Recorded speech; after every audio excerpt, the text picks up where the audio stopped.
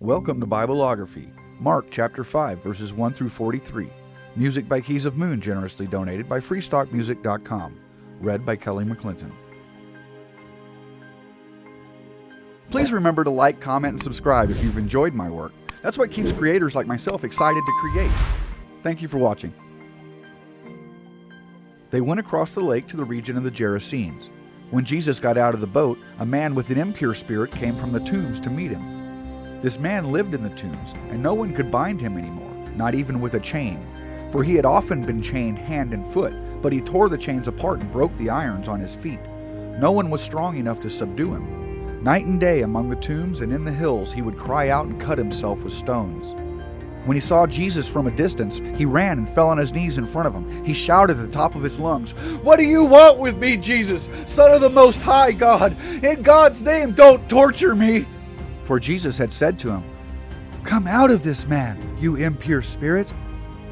Then Jesus asked him, "What is your name?" "My name is Legion," he replied, "for we are many." And he begged Jesus again and again not to send them out of the area. A large herd of pigs was feeding on the nearby hillside. The demons begged Jesus, "Send us among the pigs, allow us to go into them." He gave them permission, and the impure spirits came out and went into the pigs.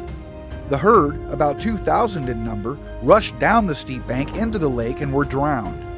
Those tending the pigs ran off and reported this in the town and countryside, and the people went out to see what had happened.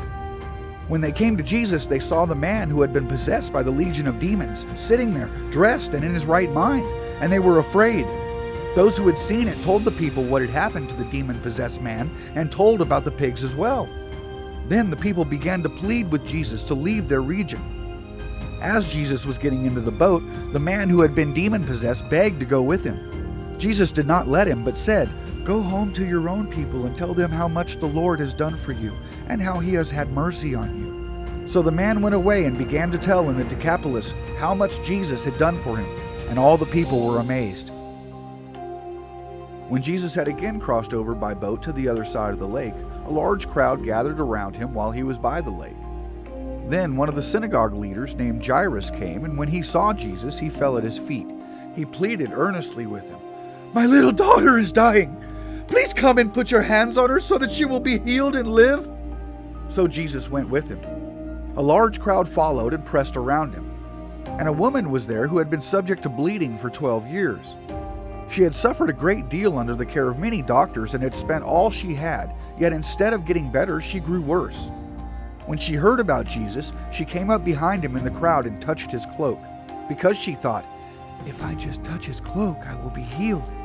Immediately her bleeding stopped and she felt in her body that she was freed from her suffering. At once Jesus realized that power had gone out from him. He turned around in the crowd and asked, "Who touched my clothes?" "You see the people crowding against you," his disciples answered, "and yet you can ask, 'Who touched me?'" But Jesus kept looking around to see who had done it.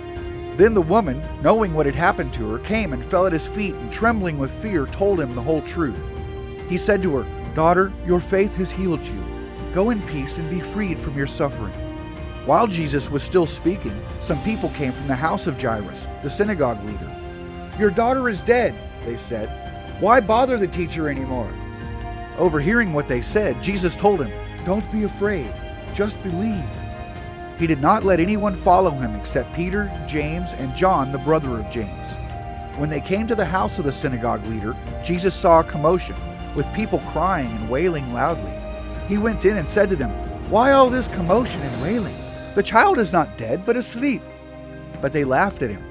After he put them all out, he took the child's father and mother and the disciples who were with him and went in where the child was. He took her by the hand and said to her, "Talitha kum," which means, "Little girl, I say to you, get up." Immediately the girl stood up and began to walk around. She was 12 years old. At this they were completely astonished. He gave strict orders not to let anyone know about this and told them to give her something to eat.